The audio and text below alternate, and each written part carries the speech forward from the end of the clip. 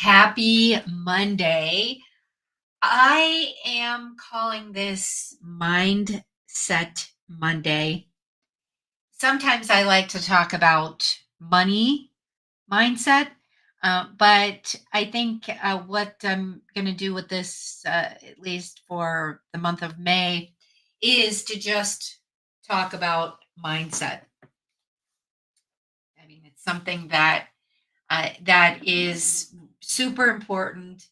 And I have to tell you that, I learned so many wise lessons from my father.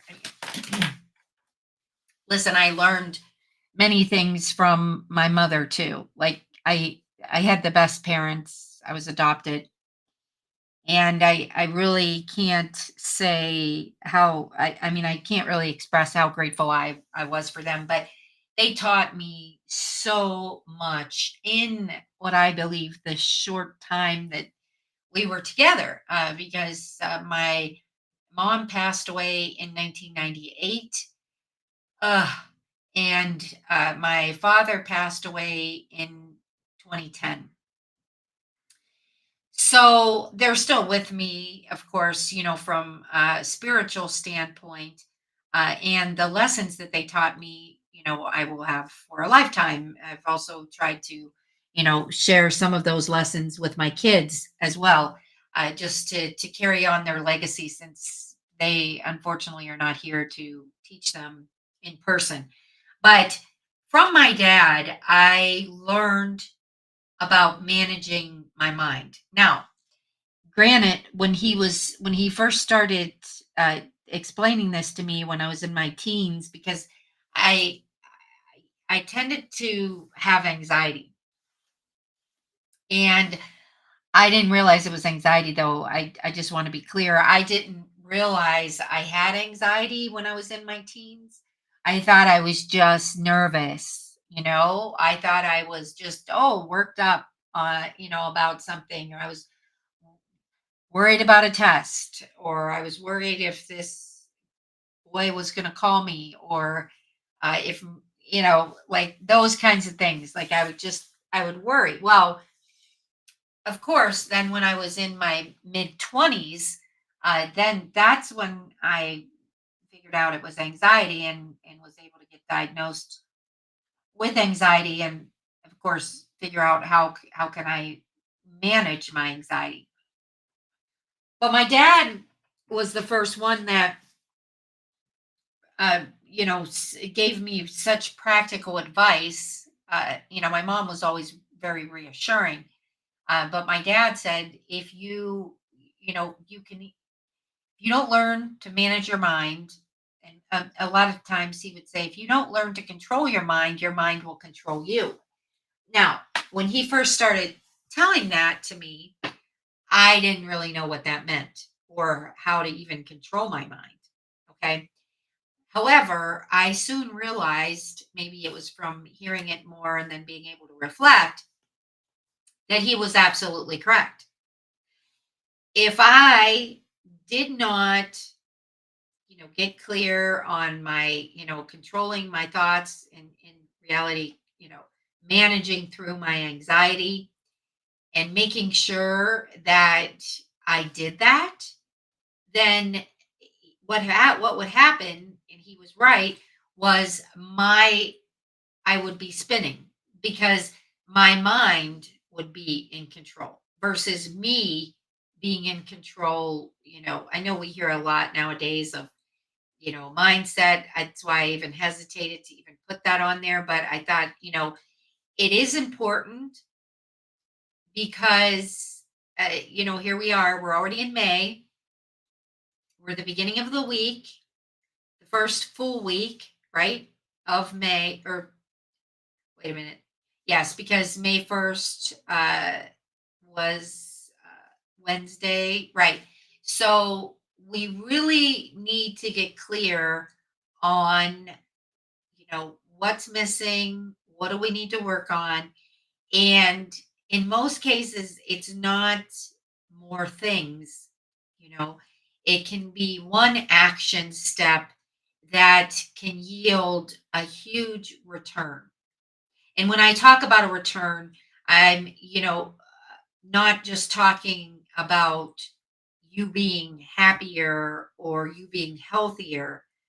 Those are both very important.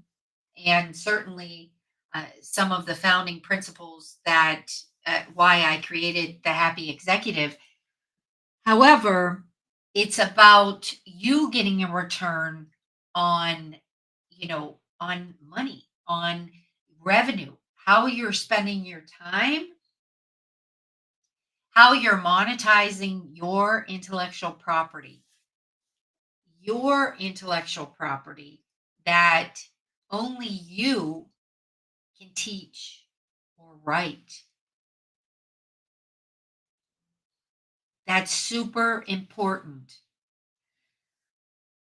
The Happy Executive, we work with a lot of founders and CEOs and executives who are not monetizing their intellectual property in the biggest way possible. And in most cases, it's not their fault because they don't know how. They haven't had a sales background. A lot of the people that we work with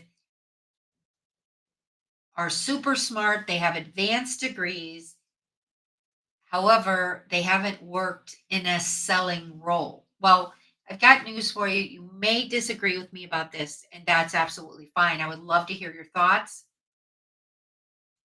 And again, I want to keep this to a mindset discussion, but this is somewhat related, and I think I'm going to do a separate, uh, a separate discussion on this. But if we are client facing or people facing, we have a selling component, we have a selling aspect to that. Whether we carry a quota or not, or we're responsible for, for KPIs, that term may be familiar to you, or it may not be. But we are all selling. I just want you to think about that. I mean, even if you just take it to such a very basic level of, you know, talking with your children about how important it is to finish what you start, finish what they start. Like even selling those basic principles, maybe you believe that it's important that, that a child goes to get an advanced degree beyond high school. Maybe you don't. Whatever it is you believe is up to you. But even talking with them about that or presenting the reasons why they should go to a 4-year college or the reasons why they should consider choosing STEM in high school. That's all really selling, whether people choose to believe it or not. But the reason why it relates to the mindset is because if you cannot open your mind to working with people, to enrolling people into your particular service or your company's product, then you're going to be missing out on revenue. And that's really what pulls at my heartstrings because of the people that we have worked with have tended to be introverted in nature. Like I said, did not have a sales background. So, a lot of times, quite frankly, by the time they come to work with us, they, a lot of them have tried just about everything, what they knew to try. And I can hear and feel that their confidence is waning. I can hear and feel that they're ready to give up. And and these are not just these are not just all solopreneurs. A lot of these people are people that have companies. Sometimes before they get to us, they have to lay off employees. Sometimes they have to, take cuts in their earnings. But regardless, if the mindset is not adapted to what your goals are, then chances are you're not even going to know to do the right things, right?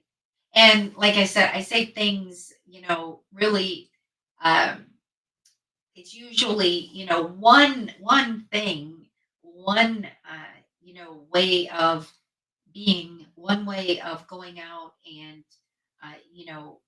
working potential leads, or one way of enrolling clients can present a huge shift in your business. But the thing is, we have to figure out what is that for your company.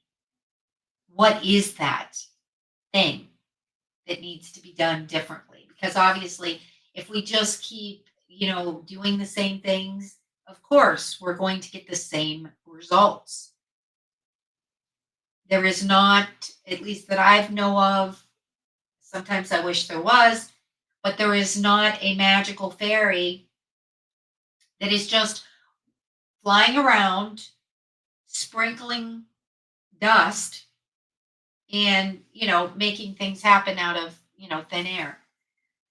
So that's why it is super important that when we work with people, we do a sales audit so that we can figure out what exactly, where are they as far as with sales goals and, revenue, and where is it that they want to be.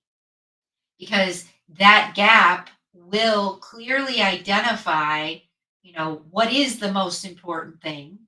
And sometimes it does involve a few things, but I like to keep it simple and do my best to try to focus on, one thing that would at least, start building momentum, because that is very important.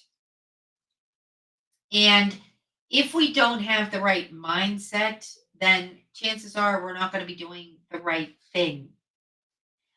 I say this because if you can in any way, shape, or form relate to what I'm talking about, I go back to 2014, uh, which, by the way, I'm going to have a celebration this year. I really think that I would like to do some type of an in-person event, or maybe a hybrid, because I wouldn't want to do just in person. I want to have it be on Zoom as well, because we have clients all over the world. I've worked with clients in 42 countries. So I would really like to have, like, it be more of a hybrid experience. But I say this because back in 2014, when I first started working with executives, I started, I had three clients, but then when I was looking to scale up, I would find myself hesitating. I would find myself resisting doing lead generation. And it wasn't just a time thing. Okay, I had to really get super clear on this, because I actually had time blocks set aside, because I knew it wouldn't happen if I didn't do this. I was running my healthcare company, and I had time blocks set aside so that I could prospect to grow my coaching business. Okay. Well, any chance I got, I tried to reassign those time blocks. I'm not proud about that, but I learned a lesson on that, because I was avoiding it. I was resisting prospecting. And there is a post that, if you follow me, you probably have seen this. And it talks about, the lies that I was telling myself. And what I figured out was that obviously I needed a mindset adjustment. But my my mind was telling me, my thoughts were telling me that I, wasn't good enough to go around and, charge executive coaching fees. That, who was I to go out there and try to get clients? What if they don't get results? All of those things were popping in my head and they were controlling my behavior. So, my point to this is because my mindset was not focused, I wasn't able to do the right thing, which in that case was prospecting at a bigger level. And 2014 was when I really got clear and learned on limiting beliefs. Like I didn't really even understand what that was. And sure enough, when I was able to dig into that and got some coaching, it was my money mindset, was intertwined with my belief in myself. So, when if you have done any work on mindset and limiting beliefs, then you probably know that it's not just a simple process. Sometimes these limiting beliefs can be intertwined with each other. In my case, it was like my money belief and my belief in myself. Now, keep in mind that when I worked with AT&T, I was earning, over $250,000 a year. I was selling big deals, multi-million dollar deals, and I was earning over $250,000 a year. So it wasn't uh, I wasn't having a problem with a money set point. I was okay with earning that. But what I figured out was, and I was very grateful. What I figured out was I really liked selling other people's services because I didn't have to doubt those. I could believe 110% in AT&T. Now, did I like everything in the process that we had to go through and when they had delays with service delivery? No, but I believed. And that was a big lesson that I learned in 2014 because I was able to understand clearly that my mindset was not where it needed to be when it came to the belief in myself. And it needed to happen because if I didn't get my mindset in place, then I knew I wasn't going to do the right thing, which was prospecting in this case. Now, I've heard this from some of our clients. They struggle with this. But the irony I found, anyways, in my situation, was the fact that I had already been in corporate sales. So, you know, I knew the I knew how to sell other people's services, but I had a lot of hesitation with my own. So I share this today on Mindset Monday so that you can do your own self check.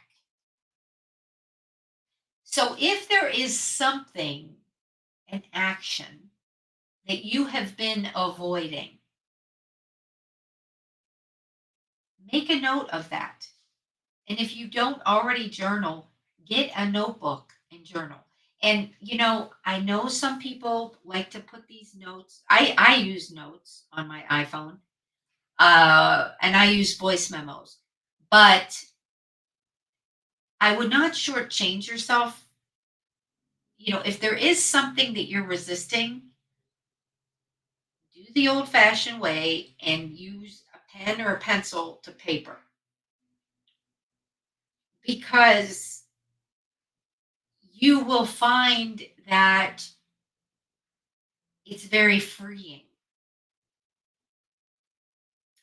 It's very freeing because once you write it down, then, it kind of like I feel, anyways, it's like my mind releases that thought. So even if I was subconsciously thinking that, maybe I wasn't even aware of it, maybe I was, but putting pen to paper helps to make it real. And I feel it can allow you to let things go easier. And the other thing that I would let you know, besides doing a self check and really getting clear, what are you resisting? And you know what? You don't, please don't overthink this. I mean, it could be you resisting going to the grocery store, or which I don't know why more people don't use pickup or delivery. I prefer to go pick the orders up, but um, in today's world, because obviously time is precious, and once in a while I'll go into a grocery store, but it's very rare. And there's really just one grocery store. It's an Italian grocery store that I fully enjoy that experience. But the other ones I will just allow because of time. I will just welcome and allow other people to pick out my produce. It's fine. But anyways, I don't want to get off track here. I'm just saying, pay attention to what you're avoiding. Are you avoiding? Uh, are you are you avoiding posting on LinkedIn? Are you avoiding sending people direct messages? Are you avoiding scheduling your first master class? What are you avoiding? And then write about that. Because obviously, if we're not aware of it, we cannot change it. When I figured out that I had limiting beliefs, which again, I didn't really understand what those were clearly, it was like a term that I heard, but I didn't really get it. Uh, and, those are roadblocks. And it wasn't until I was able to clearly become aware of those limiting beliefs that I had so that I could manage through those. And oh, by the way, once you do get clear on if you have limiting beliefs, which most of the time we get them when we're, I don't know, right around probably age 5 or something, or before age 9, but uh, they can come back. They can come back even after you've managed through those. So just be aware of that. And I'm not saying you want to, like, welcome them, be like, yes, come back. But just be aware, because you could feel that, you managed through your limiting belief, which, I think if you look at the studies, most people have, uh, some most common limiting beliefs are about money or about their self-worth and those kinds of things. But just be aware that even if you manage through those, you're able to let those go. There we have I'm not a mindset coach per se. That's I have coached on mindset, and sometimes it is of part of the process with the clients that I work with, but I am not a mindset coach per se. uh, that's not my area of specialty, but I do have coaches that work with us, and they are able to clearly identify the limiting beliefs and help you get rid of those. It is super important though, because they do have the power, and going back to what my dad taught me, those limiting beliefs do have the power to control your success. They can limit your success That's why, of course, they're called limiting beliefs. So I would just challenge you to become aware or more aware of what you're avoiding. Now, this could also be something completely unrelated to work or your business. This could also be difficult conversations with your children. This could be difficult situations with your spouse, with your elderly parents. It can be different things. However, if it's something related to your business, your performance at work, whether you own the company or not, I highly recommend that you do not overlook this exercise because what I have seen and heard, and I've, personally learned from my own experience, it usually gets worse before it gets better. I really couldn't understand why I kept putting off. At that time, I was just doing cold calls. I couldn't understand why I kept putting that off. And I mean, I only had two time blocks set aside for my prospecting, for my executive coaching. It wasn't like 2 days, it was two time blocks of 2 hours each. And any chance I got, I was, oh, I was putting my focus back on the caregiving, or, oh gosh, if a caregiver called off, well, I better get involved. Even though I did have a team. I would do anything I could to avoid it until I didn't. Until I learned that I actually was avoiding it because I had some limiting beliefs that I had to process through. And it is a process. So again, I wish I had a magic wand. But you know, once you do identify this, you do need to work on it. Journaling is a great, effective way to do it. So I encourage you, I challenge you, because some people like to take action upon challenges. I challenge you to do a self check and ask yourself, what are you avoiding? And please don't overthink it. Like if it is going to the grocery store, or if it is going to get your oil changed, or it is whatever it is, write it down. And you may have three things that you're avoiding. There could be some things in your life, in your home life. There could also be some things in your work life that you're avoiding. But when it's related to revenue, like I said, it will only get worse if you do not become aware and take action. We must be intentional. We cannot wait and see what happens.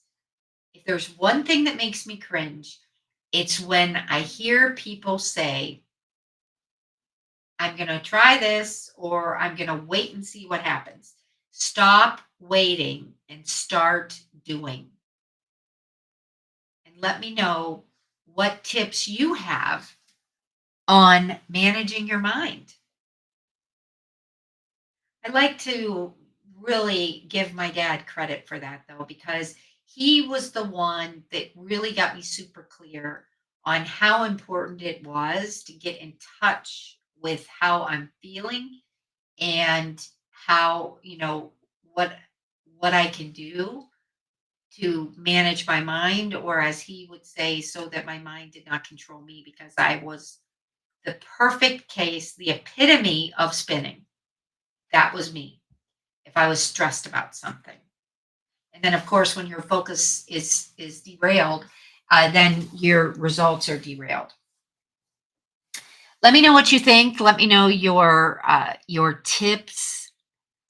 Let me know if there's something you're avoiding and resisting. Okay. Talk to you soon, everyone.